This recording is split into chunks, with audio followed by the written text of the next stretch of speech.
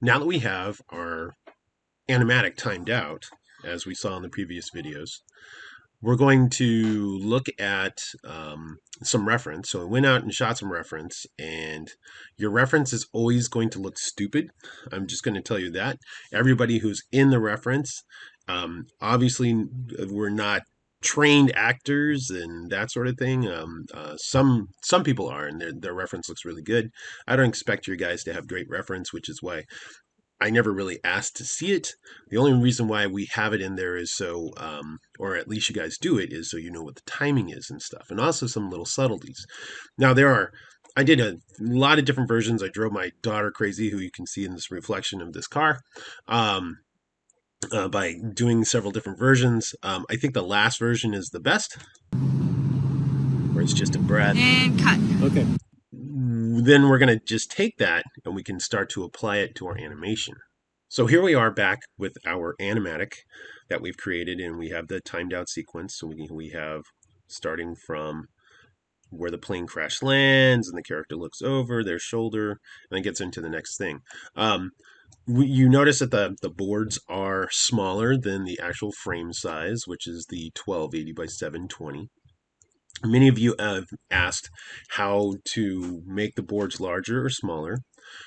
You can do that if you have several boards that are really small, especially if you've brought them in, like if you've scanned them and then you've brought them in using the import tool. What you can do to change the size of them if you'd like.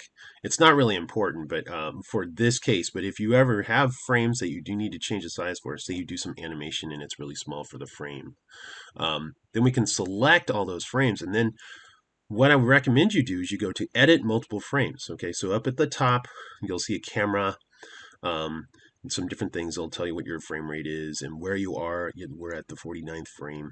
And then we can click on edit multiple frames. Okay, it's right next to the onion skin. So it's edit multiple frames. It's Alt Shift E for those of you guys who are using PCs. So I'm just going to slide in. You can see the little sliders right there, and I'm going to go over and I'm going to slide it all the way so I can see all of my frames right here and make sure they're all selected. And then I'm just to make sure I've got all of them selected. Now you can see the blue line on here. I'm going to just hit Q. Don't hit Control Q because that'll quit. But now I can just hold down the Shift key and I can change the size of all the frames. I can move them out if you want to make sure that they're all going to be to the correct size, and or at least in the frame. If we go back and I can look at all my frames, you'll notice that all the boards were scaled up to size. And then I also have these guys, which are different sizes. That's from different shot. So you can make your board smaller or bigger. If you want to copy all your boards, you can just select all of them, all the ones you want to copy. Let's say we want to move just this sequence into its own file so we don't work on some other work that we've already done. You can always copy the frames that you want to copy, and that by doing that we can just go right click and you can just say copy frames. Okay, and let's go into file, new, and then we can just right click and paste frames, which is Control Alt V. And we paste it in our frames. Now let's go back and we're going to change the view size so we can see the frame. But now it's pasted in the timing and the correct size of our boards. Okay, you can do that, and I think it's a really useful tool. It's something that we used when I was working on Richie Rich and some of the other things. We would pull in the boards, we would work on one particular sequence, we'd save that sequence out, and then we could copy those frames and paste it into our master file, which had all of the different sequences in them. And in doing so, we were able to create our videos or our movies without having any problems or getting into any other of the previous work. We didn't want to delete anything or have any kind of file issues or anything like that. So I highly recommend working on each sequence In this case, this is a shot. And so this is one shot. It has three main keys in there. The pilot moves back. Oh, he blows out a breath of air, and then he turns his head. There's not much going on in this, but it's almost 2 seconds. And why is it almost 2 seconds? Because this character needs to show, they need to perform and show, express some feelings. Okay. So now all we have to do is start to lay in some rough animation. Okay, so because we know where the keys are, we're just going to drop in a new layer. So I have a new layer, and I'm going to lock my previous layer.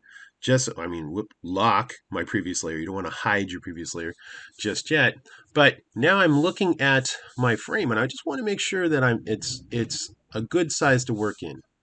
Okay, so I'm going to put it at 75% just so I can see my whole frame. You'll notice at the top of the frame here, in this case, because this is anamorphic, it will cut off his head. And for what I'm trying to do, I don't know if we need to cut this character's head off because it's not exactly what we're trying to say. So now I'm just going to click B for brush. Make sure that my brush is black.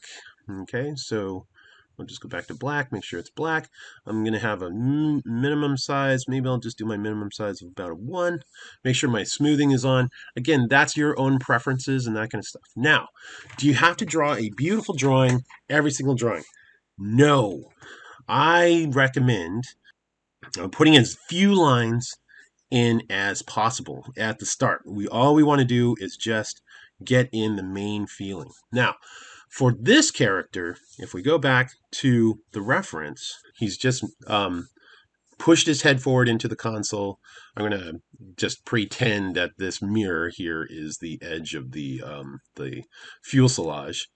And he's going to drop back, but you'll notice that the shoulders lead the action. The head is being dragged behind. The shoulders lead the action.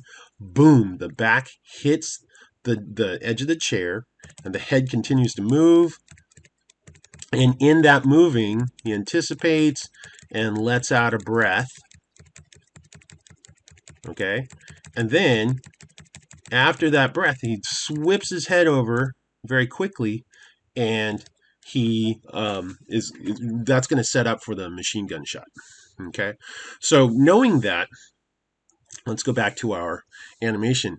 I don't want to draw in goggles. I don't want to draw in scarves. I don't want to draw in any of that stuff. All I want to do is just be able to put in some simple objects just to be able to get going. So I'm just going to drop in a circle and put in where the head might be. Maybe the shoulders are over here. I might need to make this a little bit bigger so I can see those lines to start with. That's better. So now we can see where the head is. Okay, I'm going to put, you'll notice right above that next moment, I'm going to make a blank keyframe, insert a blank keyframe. I'm going to have the shoulders right in here. And I'm just being loose. I'm just trying to get in the main action. Here's the head. And I can say, here's the top of the head as it goes in through. And I'm just going to be able to put in the line just enough to be able to see where I'm going. Okay, I don't want to spend a whole lot of time on it. And then that last drawing here, I think the timing might be off just a little tiny bit, but let's go with this one. I can move it in just a minute. Okay, insert another blank keyframe, and then that character heads, it will turn, so we can actually see that turn of the head. Draw a line down. Shoulders should be in the same spot as the previous drawing. I'm just going to be running through here. Just enough to be able to get in the action. Now I can hide my action layer and just see if that's what we're looking for. Just enough for it to be rough in there. That's really all we need. Then we can go back in and you can start adding details. His head is turned. We're going to see a little bit of the jaw. That we might, technically the ear is going to be right here, so we'll see the edge of the jaw. We'll be able to see here's the collar of the jacket. This is going to move around here like that. So we can actually see the head turn, okay? Now, it's going to look Not perfect. Okay, a lot of you, oh yeah, I don't want it. I want it to look perfect when I draw, or you think I have an expectation that it's going to look perfect. It doesn't need to. All we need to do is set up the motion. Okay, and then after that, then we start to refine it a little tiny bit. So what we can do is I'm just going to make a new layer because that's just going to be the easiest. And I'll lock this previous layer, but at least I have a guide now. Do I need my storyboards anymore? Not at all.